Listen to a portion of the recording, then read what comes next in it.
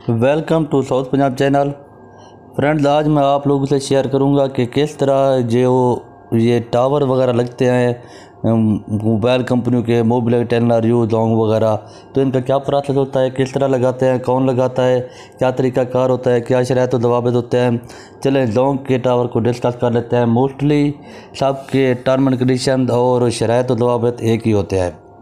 Dong का जो tower है ये कंपनी अपनी मर्ज़ी से लगाती है और अपनी ज़रूरत के मुताबिक लगाती है, क्योंकि वो देखती है जहाँ पर उनके कस्टमर ज़्यादा हों, जहाँ पर उनको सिग्नल का मसला आ रहा हो और या कोई और इशू वगैरह हो, वहाँ पर ज़रूरत हो, तब ये कंपनी ख़ुद आप लोगों से रब्ता करती है।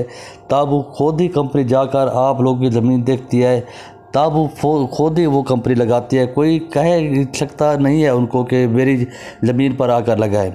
जो जाकर कहते हैं, किसी को ढूंढते हैं कि मेरी ज़मीन पर आकर टावर वगैरह लगाएं, तो वो किसी गलत बंदे के हाथ से चढ़ जाते हैं, फिर वो अपने पैसे गंवा बैठते हैं। और कंपनी अपनी इंजीनियर भेजती है वहाँ पर। इंजीनियर जाकर देखते हैं, ज़मीन की क्वालिटी देखते हैं, वो जो मिट्टी के नमूने होते हैं वो लेते हैं, क्या ज़मीन ख़राब तो नहीं है, ज़रा अगर हम यहाँ पर टावर लगाएं तो हमारा टावर बैठ तो नहीं जाएगा। और वो जो होते हैं ना, वो 3 जगहों की सिलेक्शन करते हैं। वो जो इंजीनियर आते हैं वो 3 जगहों की सिलेक्शन करते हैं और वो 3 जगह फिर वो आगे फॉरवर्ड करते हैं कि ये 3 जगह हैं, इनमें से जी जो सिलेक्ट हो जाए तो वहाँ पर टावर लग सकता है।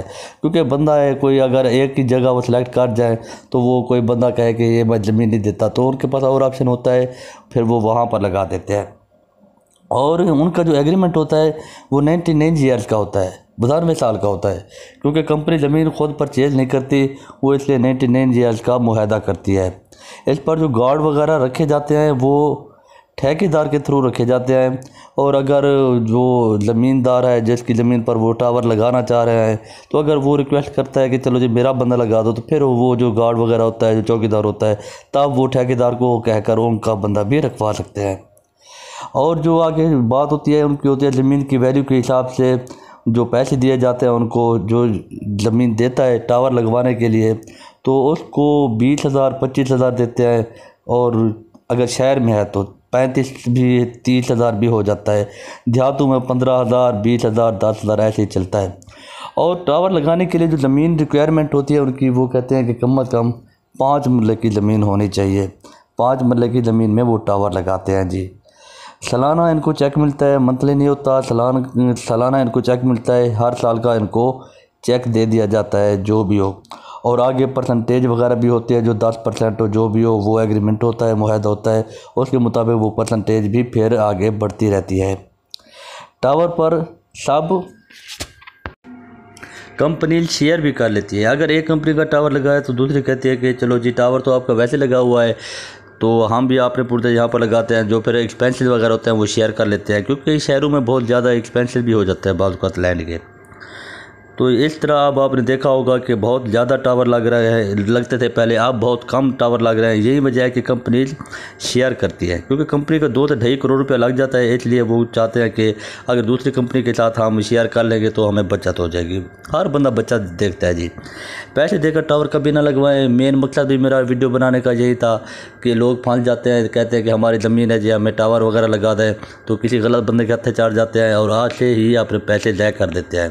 क्योंकि कंपनी जो टावर लगाती है वो कभी भी किसी से पैसे नहीं लेती।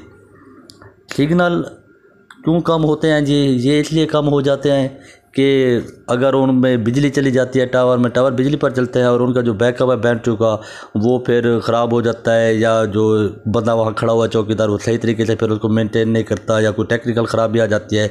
इस वजह से सिग्नल बाज़ औक़ात वीक हो जाते हैं। और ये जो टावर हैं ये सिर्फ 3 साइड पर सिग्नल देते हैं, 4 साइड पर सिग्नल नहीं देते। और जो 3 साइड होती हैं, ये जो इंजीनियर वगैरह आते हैं जब ये टावर लगाते हैं तो कोशिश करते हैं कि जो साइड्स जो उनके पुर्जे वाली है, सिग्नल वाली है, वो आबादी की तरफ ही करें। उम्मीद काफ़ी आपको वीडियो पसंद आई होगी। Thank you. अल्लाह हाफ़िज़।